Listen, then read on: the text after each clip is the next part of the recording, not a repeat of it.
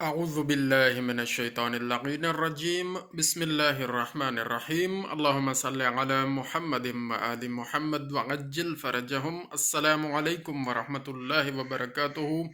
خطبہ نمبر 6 نہج البلاغہ سے آپ کی خدمت میں پیش کرنے کی سعادت حاصل کرتے ہیں۔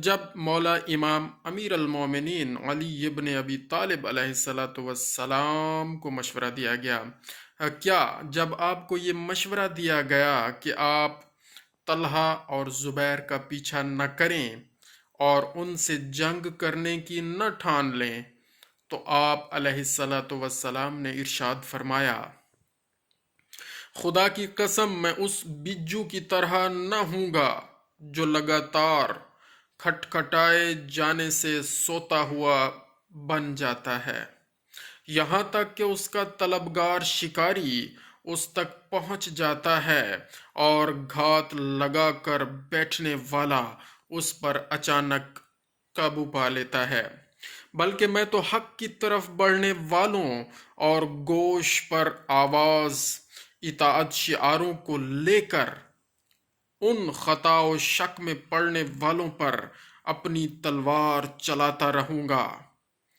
کن پر؟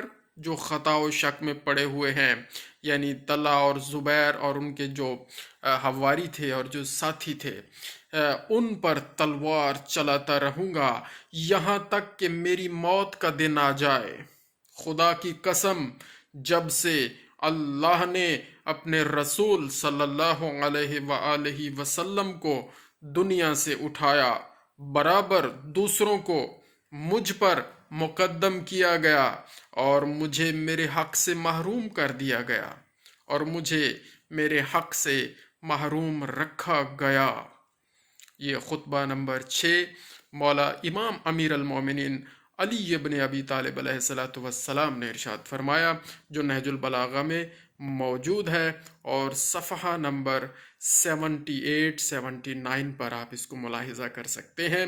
اللہم صلی علی محمد وآل محمد وعجل فرجہم۔